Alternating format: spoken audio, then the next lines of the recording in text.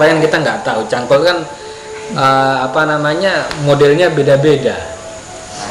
Kalau di apa namanya, kalau di Lombok cangkulnya kan panjang tinggi, tapi kalau di Jawa cangkulnya itu begini, pendek.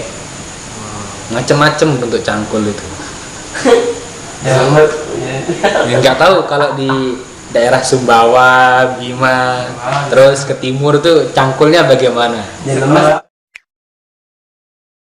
Bismillahirrahmanirrahim. Assalamualaikum warahmatullahi wabarakatuh.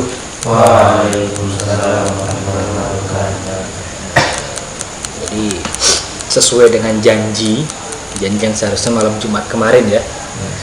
Jumat kemarin kita belajar tentang kitab apa namanya, Fathul Izar atau kitab Aqidatul Awam. Nah, jadi sekarang untuk mengganti malam Jumat kemarin kita melanjutkan kitab Fathul Izar. Nah, kitab Fathul Izar ini kitab yang kemarin sempat saya ceritakan ya. Kitab Fathul Izar ini kitab yang apa ya, menjadi obat kangennya para santri, menjadi semangat buat ngaji.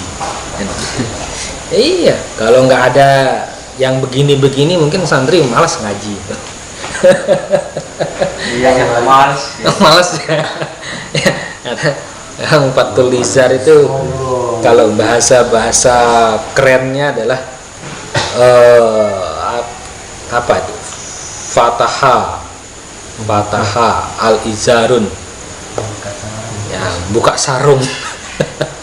Jadi kita belajar sesuatu yang ada di baliknya sarung. Nah, jadi itu bahasa ringannya begitu. Jadi belajar sesuatu yang ada di baliknya sarung itu panjang, banyak gitu. Karena itu kalau kita tidak pelajari akan menjadi hal yang tabu. Hal yang tabu dalam artian ini boleh nggak ya, terus kemudian ini halal haram, ini caranya bagaimana, terus kemudian apakah ada tata caranya, urutannya, gayanya bagaimana dan lain sebagainya, kan begitu. Senyum nih. Iya, ya kemarin kan saya sempat cerita bahwa kalian itu ibarat apa namanya, kalau orang bertani itu apa selain benih? Lahan. Nah, iya, lahan itu kan yang perempuan, sawah. Nah, kalian itu adalah benih. Dengan kalau kalian memiliki benih yang baik, ya kan, benihnya baik, terus kemudian pupuknya baik, tapi dapat lahan yang gersang, kira-kira bisa tumbuh subur nggak itu tanaman? Bisa. Kering karena lahannya. Ya, karena lahannya nggak subur. Bahkan sebaliknya, lahannya baik, lahan unsur haranya baik, apa namanya, tanah dengan unsur haranya baik, kemudian ekosistemnya juga baik, kan begitu. Tapi bibitnya nggak berkualitas. Bibitnya Nggak bisa. Dia bisa tumbuh, tapi ya nggak bisa apa namanya, nggak bisa maksimal hasilnya, nggak bisa panen besar. Makanya mengapa di agama Islam itu kita diminta untuk mencari pasangan atau menikah dengan yang kufu. Kufu itu sebanding, sama, kan gitu. Sama kalian menjadi bibit yang baik, ya harus cari lahan yang baik. Kan begitu. Kalian orangnya baik, insya Allah akan disiapkan menjadi imam yang baik dan mendapatkan jodoh yang baik. Itu sudah begitu.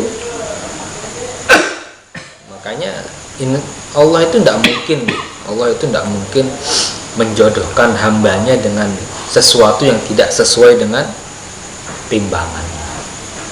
Allah itu maha adil.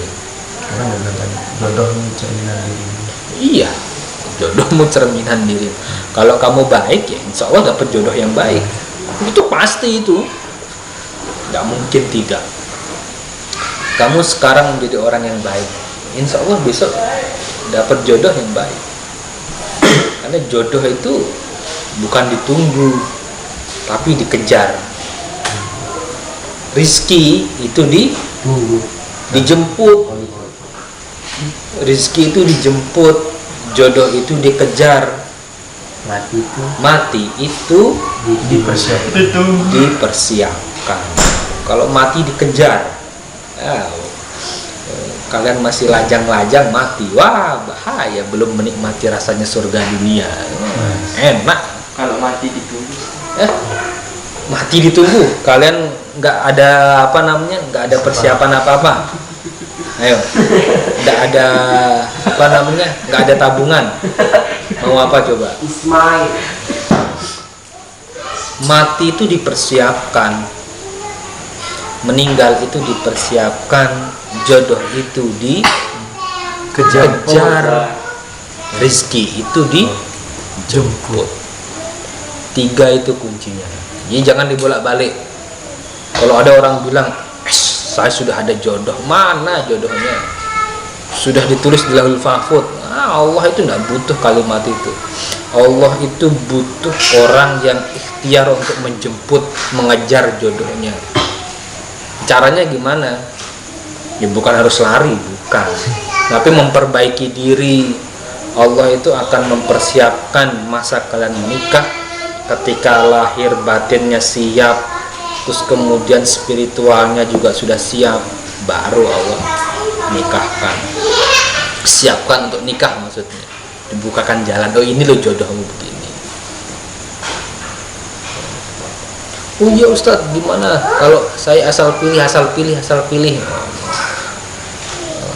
Sawah itu nggak bisa dia asal pilih dulu. Jadi jangan salah pilih, kan begitu. Jangan salah pilih. Nah makanya di kitab Fathul Izar ini kita sedikit dijelaskan, diceritakan tentang bagaimana kita besok akan menjadi imam itu seperti apa. Terus kemudian bagaimana cara kita memilih pasangan itu bagaimana. Terus kemudian kalau kita sudah punya benih, sudah punya sawah, cara nggarapnya bagaimana? Ayo, cara maculnya bagaimana? Iya, sawah itu kan perlu dibajak, sawah itu perlu dipacul. Gimana coba kalau sawah nggak dipacul? Bisa nggak dikembur tanahnya? Nggak bisa. Ya, caranya macul gimana? Pelan. Hah? Pelan bisa kerasa nggak dia? nggak bisa. Ya, ayo gimana kalau kita macul pelan? Gimana siap kalau kita maculnya pelan-pelan? Kerasa nggak kira-kira itu ya? Pasti. Nambah. Rasa pada depan.